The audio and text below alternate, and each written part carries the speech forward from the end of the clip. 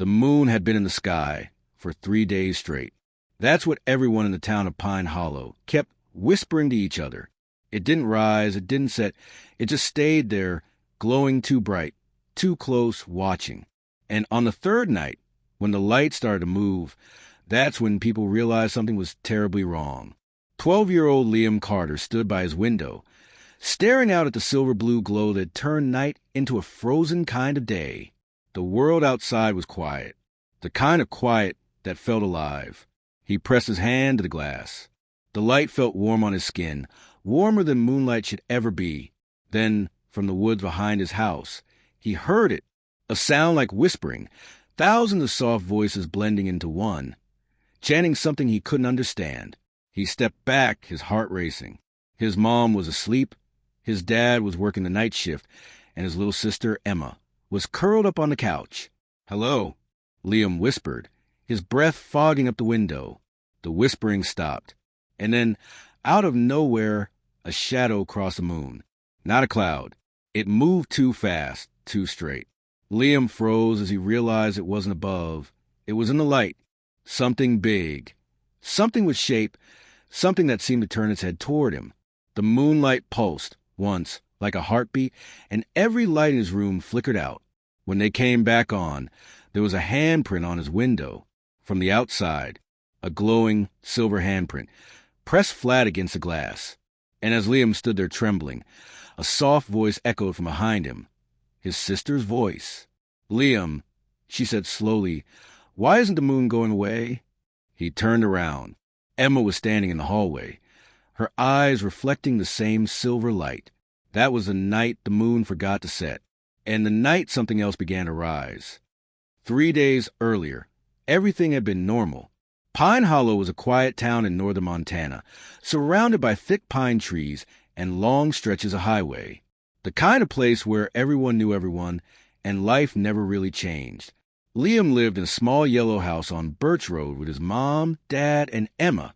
His dad, Mark, worked as a mechanic, and his mom, Jenna, ran a small bakery downtown. That Saturday morning, the sky had been unusually pale, and Liam noticed the moon still hanging faintly above the treetops, even as the sun rose. He didn't think much of it then. He'd seen that before. But by the time he got home from soccer practice that afternoon, it was still there, and it looked off. It was too big. He pointed it out to his mom as she packed up cupcakes in the kitchen. "It's not that big," she said, barely glancing out the window. Sometimes the air makes it look closer. But that night, when his dad came home, even he stopped in the driveway to stare. "Weird," he muttered, rubbing the back of his neck. "Must be some kind of, I don't know, atmosphere thing." Except the next day, the moon didn't move. It stayed locked in the same spot. The news channels began running stories about a rare lunar phenomenon. Scientists were interviewed, trying to explain it with complicated terms about rotation, orbit, and gravity, but no one really sounded sure. And at night, the air started to hum, not like an engine or a machine, more like a low, deep vibration that made Liam's teeth ache. He tried to ignore it, even joked about it with his friend Caleb over the phone. But then Caleb stopped answering. By the third day, people started leaving town. The mayor said it was for safety reasons, though no one knew what kind of safety they were protecting.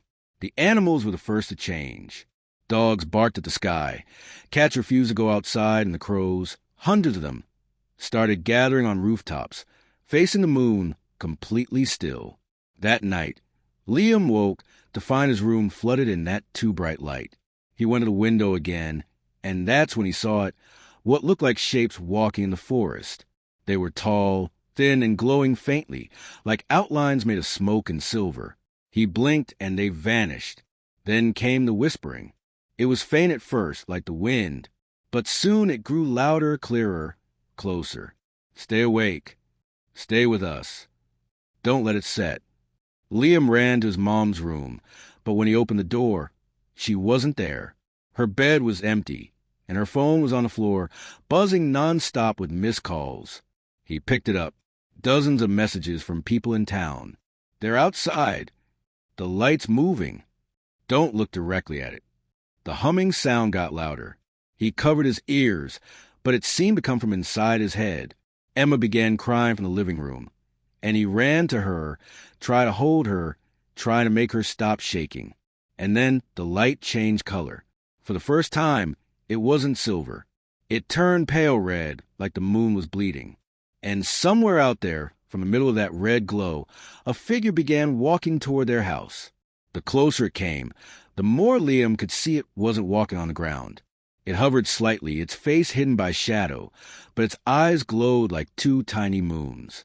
He tried to move, to run, to scream, but his body wouldn't listen.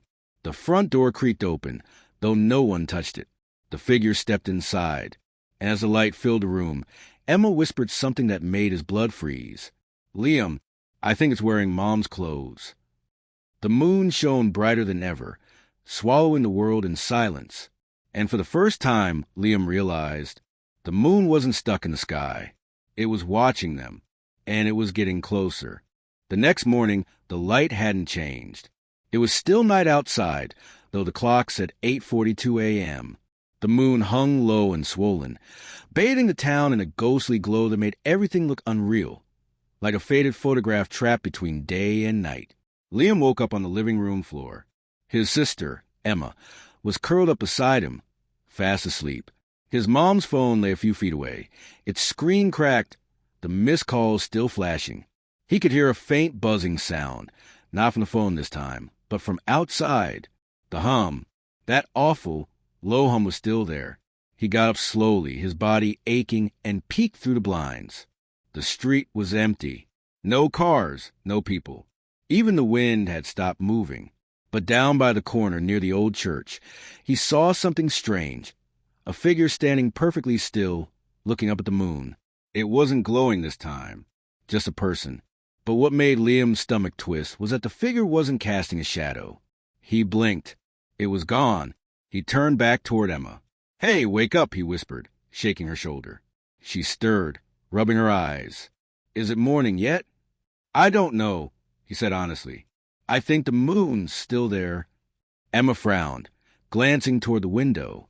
"Liam, I had a dream last night." "What kind of dream?" She hesitated. "Mom was outside.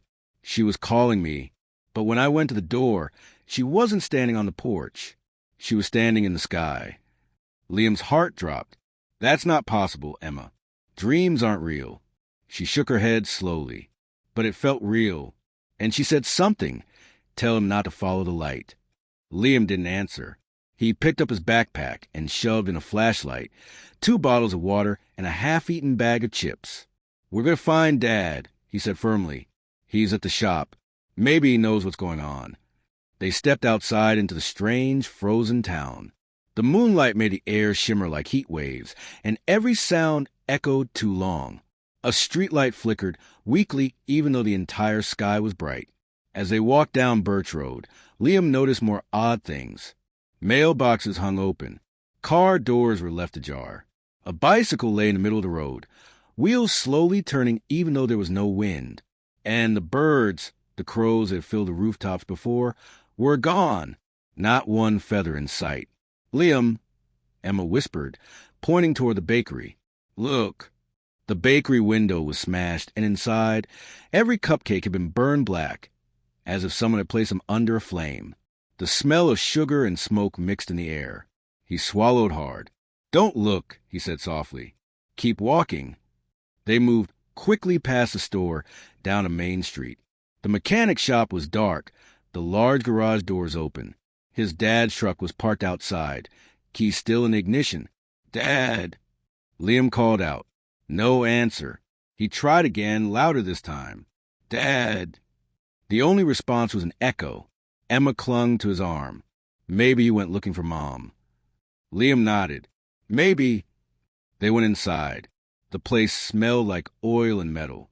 The hum was louder now, vibrating through the floor. He turned toward the sound, flashlight trembling in his hand. It was coming from the back office. He pushed open the door and froze. The light from his flashlight bounced off something on the wall. Words, scrawled in what looked like grease, or maybe something darker. "Don't look up." Beneath, it was a small handprint, a child's handprint. glowing faintly silver. "Emma," Liam whispered, his voice shaking. "Stay close to me." But when he turned around, she wasn't there. "Emma?" He ran into garage, panic rising in his chest. "Emma?" The front door creaked open. Cold air rushed in, and standing in the doorway was a figure. Tall, still, dressed in dark clothes, its face hidden under a shadow. For a second, Liam thought it was his dad. "Dad," he said cautiously. The figure tilted its head, and then, slowly, it raised a hand and pointed upward. Liam followed its gesture against every instinct he had. The moon was lower now, much lower. It filled half the sky, so bright that it hurt to look at, and for the first time he saw shapes moving on its surface, like silhouettes shifting behind glass, hundreds of them. He gasped and stumbled backward. When he looked again, the figure was gone, but Emma's voice echoed from the far end of the street. "Liam, come quick." He sprinted toward her. She was standing in front of the church, staring at something written on the wooden doors. "The moon is stuck because we are." Beneath it, someone had carved another sentence in shaky letters. "When it sets, we go with it." Liam's breath hitched. "Who wrote this?" Emma's voice was small. "I think everyone." And then the church bell rang. Once, twice, 3 times. Even though there hadn't been power in town for a full day, the sound echoed across the silent streets, deep and heavy.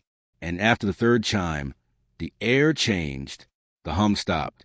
For the first time in days, silence fell. And then the moon began to move, very slowly, sinking lower behind the mountains. Liam stared in disbelief. "It's setting," he whispered. Emma's hand tightened around his. "But it's daytime," she said softly.